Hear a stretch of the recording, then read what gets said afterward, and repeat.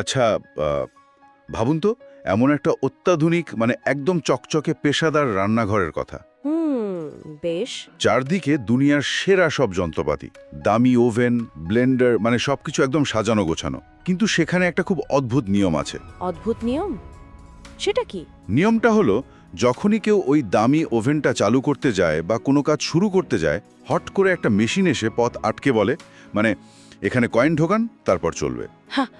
হ্যাঁ, বুঝতে পেরেছি। তো এত দামি একটা সেটআপ, কিন্তু প্রতিবার কাজ করতে গেলেই এই যে আটকে যাওয়ার বিষয়টা, এটা আসলে কতটা হতাশাজনক হতে পারে ভাবুন তো। একদম। আর ডিজিটাল মার্কেটিং বা এসইওর দুনিয়ায় এখন ঠিক এই ঘটনাটাই তো ঘটছে প্রতিদিন। হ্যাঁ, ঠিক তাই। একদিকে দেখবেন লাখ লাখ টাকার সাবস্ক্রিপশন ফি নেওয়া বড় বড় সব দানবীয় টুল আছে, যাদের ওই ক্রেডিট সিস্টেম পদে পদে কাজের গতি কমিয়ে দেয়। মানে ওই কয়েন ঢোকানোর মতো আর কি। ঠিক। আবার আরেকদিকে ইন্টারনেটের একটা ভিন্ন প্রান্তে এমন কিছু প্ল্যাটফর্ম গড়ে উঠেছে যারা বড় গলায় বলছে সব ফ্রি, মানে আমাদের পুরো ডিজিটাল মার্কেটিং আর্সেনাল একদম বিনামূল্যে ব্যবহার করুন। আর এই দুই বিপরীত মেরুর মধ্যে পড়েই নতুন মার্কেটার বা যারা ফ্রিল্যান্সিং করছেন, তারা রীতিমতো একটা দ্বিধায় ভোগেন। হ্যাঁ, এটা একটা বড় সমস্যা। তো আজকের এই বিস্তারিত বিশ্লেষণে আমরা ঠিক এই রহস্যটাই ভেদ করার চেষ্টা করব। আমাদের কাছে থাকা ডেটার স্তূপে স্যামরাসের ট্রাফিক অ্যানালিটিক্স থেকে শুরু করে ইউটিউব রিভিউ আছে। আচ্ছা। হ্যাঁ, এবং এইচ সুপার টুলস নামের একটি চর্চিত ফ্রি প্ল্যাটফর্মের বেশ কিছু খুঁটিনাটি ডেটাও রয়েছে। দারুণ। আমরা মূলত দেখার চেষ্টা করব এই ফ্রি টুলগুলোর মডেলই ডিজিটাল দুনিয়ার ভবিষ্যৎ, নাকি এর আড়ালে মানে সময় নষ্ট করার মতো বড় কোনো ফাঁদ লুকিয়ে আছে। শুধু টুল কি কাজ করে তা নয়, বরং এই টুলগুলোর পেছনের অর্থনীতি কিভাবে কাজ করছে, সেটাই আজ আমাদের মূল ফোকাস। একটা খুব সময়োপযোগী বিষয় নিয়ে আজ আমরা বসছি। তো এই বিষয়টা তলিয়ে দেখার আগে আসলে বুঝতে হবে কেন মানুষ এই ফ্রি বা বিকল্প টুলের দিকে ঝুঁকছে। হ্যাঁ, কারণটা তো জানা দরকার। আমাদের সোর্সে এসইও র্যাঙ্কিংয়ের সাম্প্রতিক একটা ব্লগ পোস্ট আছে। সেখানে এইচরেফসের কথা খুব সুন্দরভাবে উঠে এসেছে। এইচরেফস তো এসইও জগতে অনেক বড় একটা নাম। একদম একটা সোনার খনি বলতে পারেন।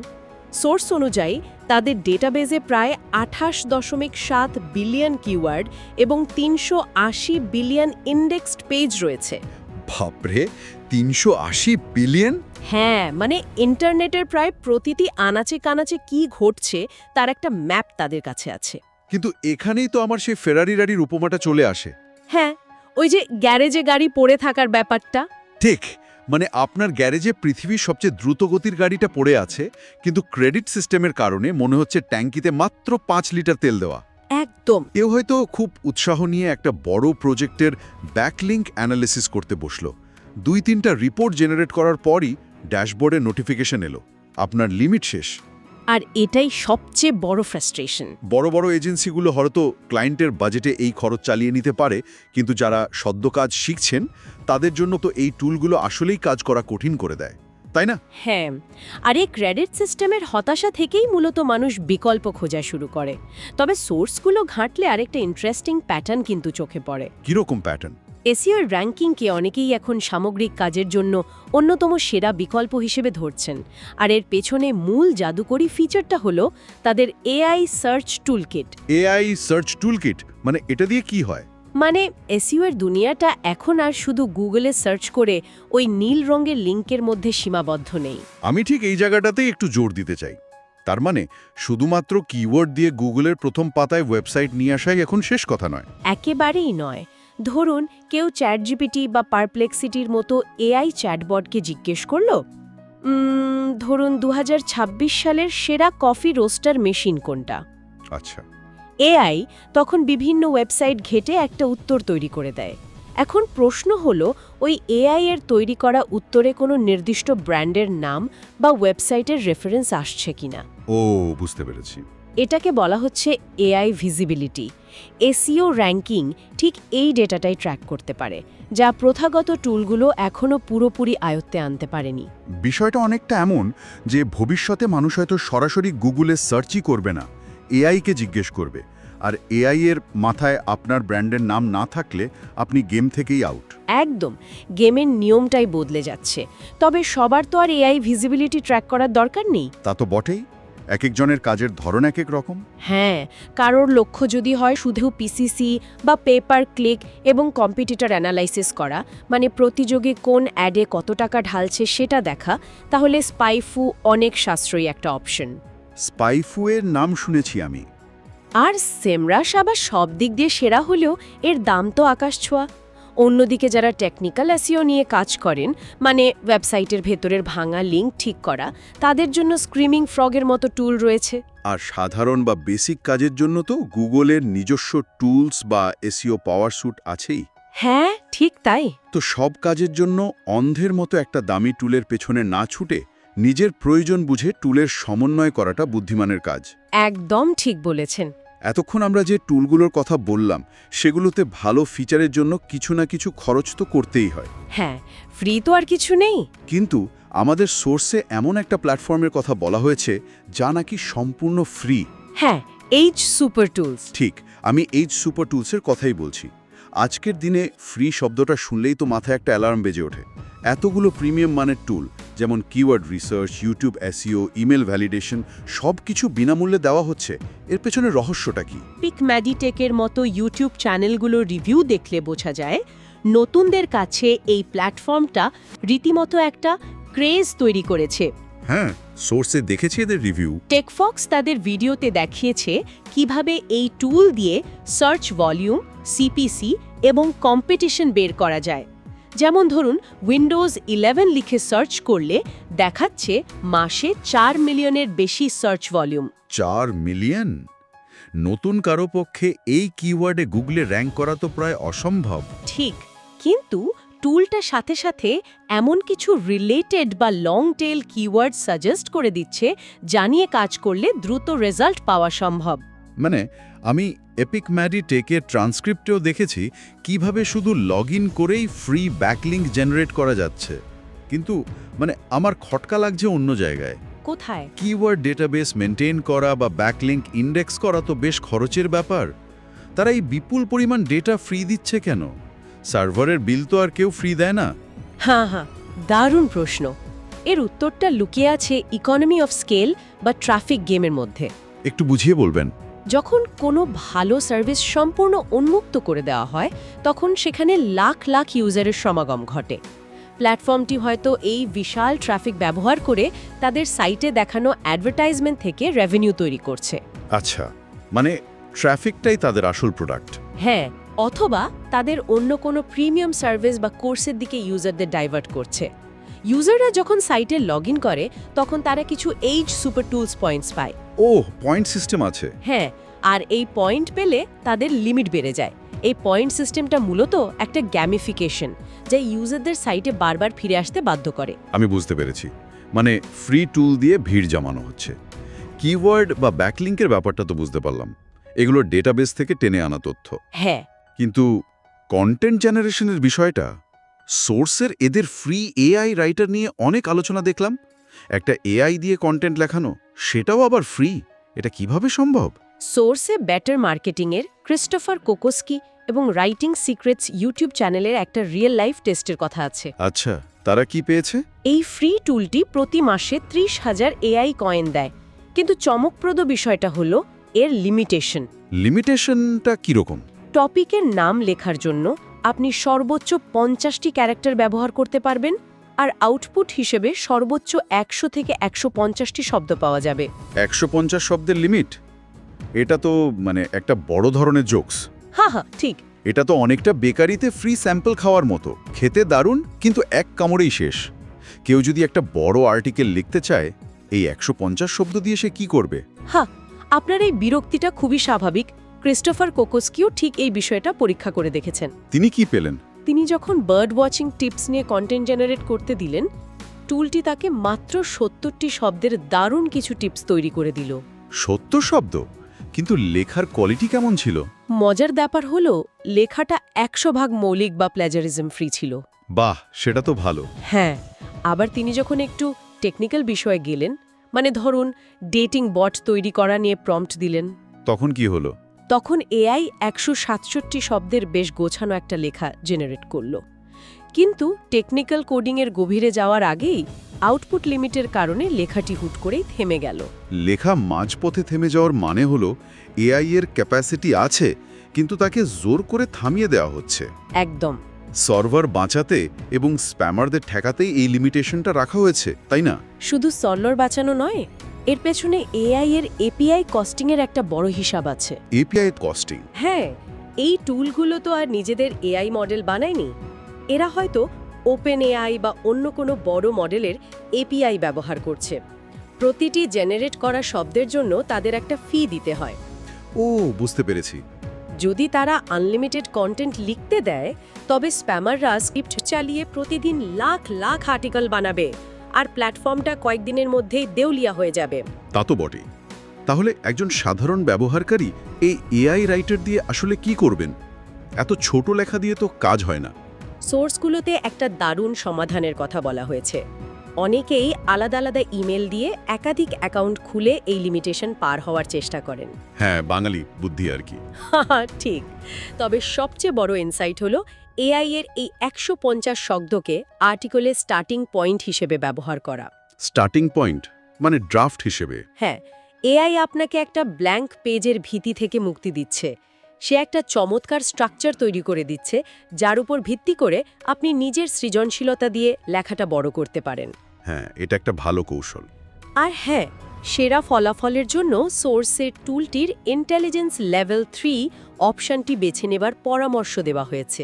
আচ্ছা, ইন্টেলিজেন্স লেভেল 3। কন্টেন্ট তো তৈরি হলো, কিন্তু মার্কেটিং ক্যাম্পেইনের জন্য তো সেই কন্টেন্ট মানুষের কাছে পৌঁছাতে হবে।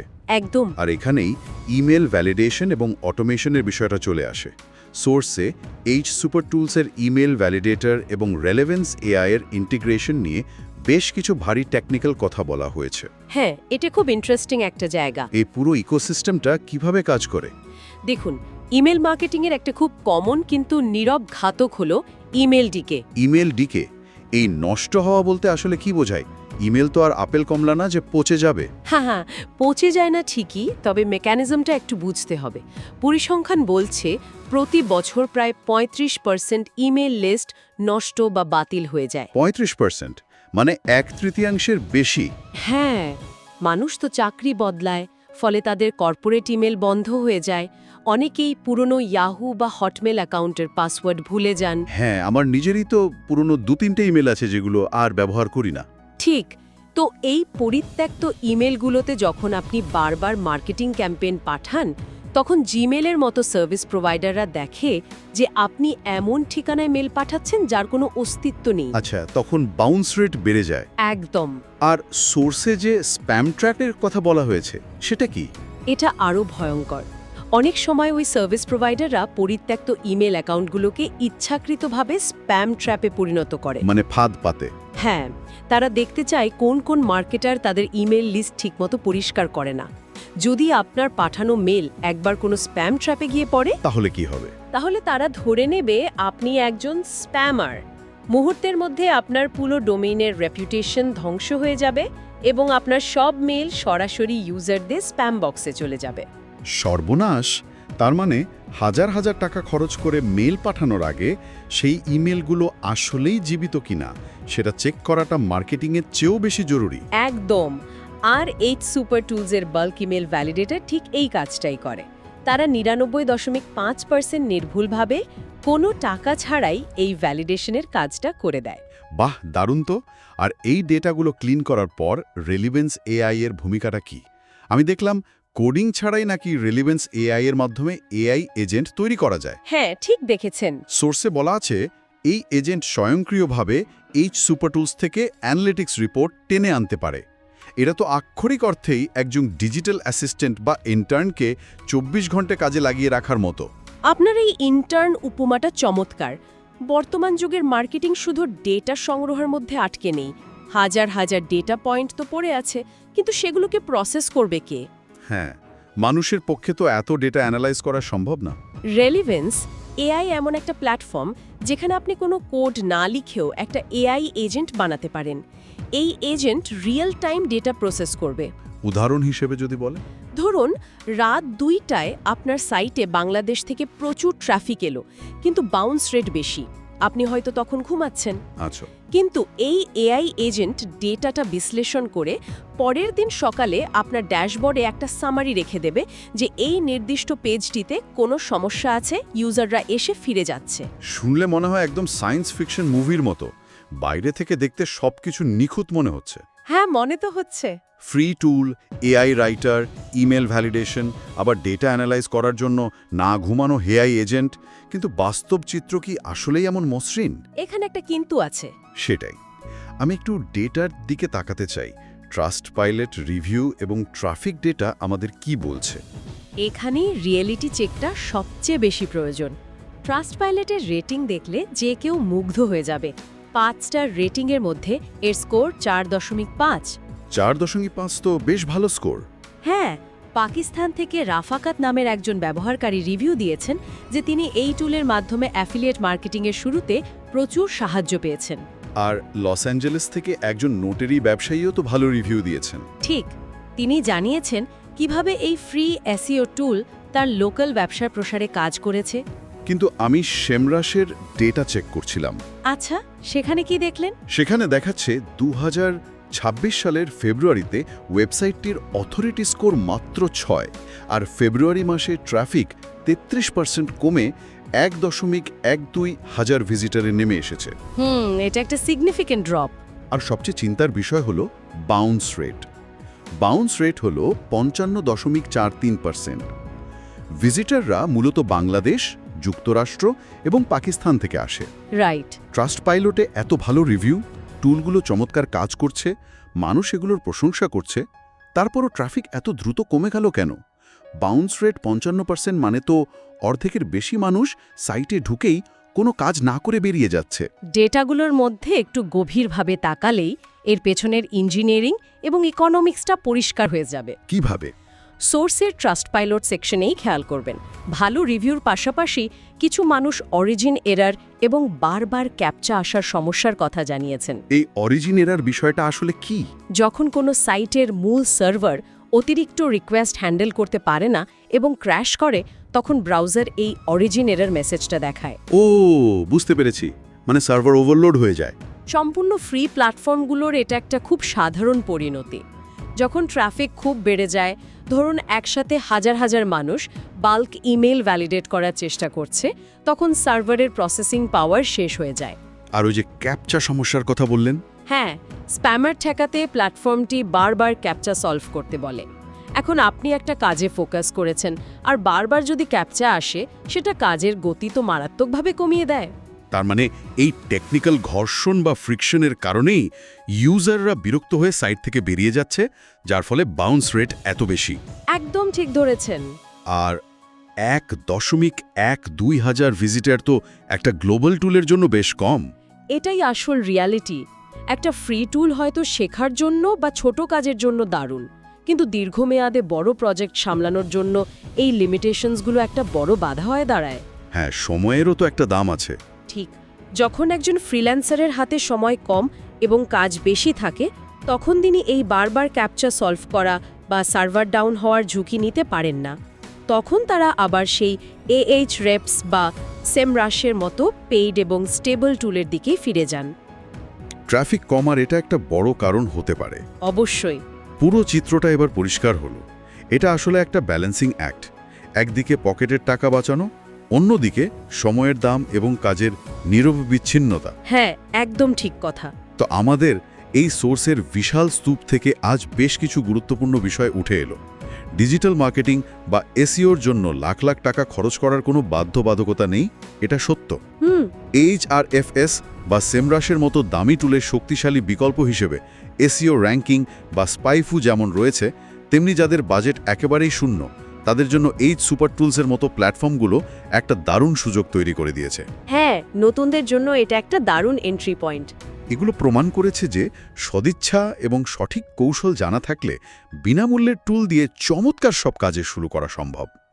সার্ভার ডাউন বা 150 শব্দের লিমিটেশনের মতো বিষয়গুলো হয়তো থাকবে, কিন্তু ডিজিটাল দুনিয়ার বেসিকগুলো হাতে কলমে শেখার জন্য এই প্ল্যাটফর্মগুলোর ভূমিকা আসলে অস্বীকার করার উপায় নেই।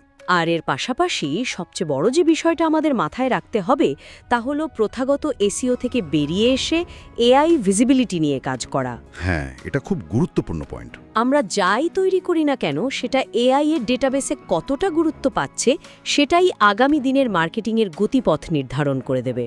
এই চমৎকার আলোচনার শেষে যারা এতক্ষণ আমাদের সাথে এই গভীর বিশ্লেষণে যুক্ত ছিলেন তাদের জন্য একটা ভাবনার বিষয় রেখে যেতে চাই। অবশ্যই। আজকে আমরা এমন সব ফ্রি টুল এবং এআই দেখছি যা আমাদের জন্য মৌলিক কন্টেন্ট লিখছে, ইমেল লিস্ট পরিষ্কার করছে এবং রিলেভেন্স এআই এর মতো এজেন্ট ডেটা বিশ্লেষণ করছে।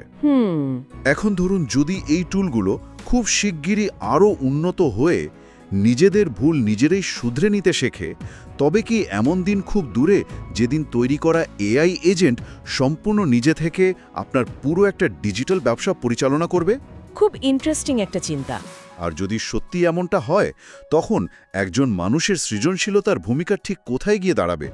সেই শুরুতে বলা চকচকে পেশাদার রান্নাঘরের কথায় যদি ফিরে যাই, হয়তো ভবিষ্যতের পৃথিবীতে সবচেয়ে দামি ওভেনটা কার কাছে আছে সেটা আর মুখ্য বিষয় থাকবে না। কারণ এআই সবার হাতেই সেই ওভেন তুলে দিচ্ছে। একদম ঠিক।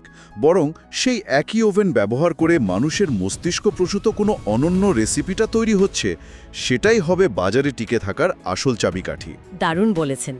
নিজের ডেটা এবং টুলকে কিভাবে সেই অনন্য রেসিপি তৈরির কাজে লাগানো যায় সে বিষয়টি নিয়ে আরও গভীরে ভাবার আমন্ত্রণ জানিয়ে আমাদের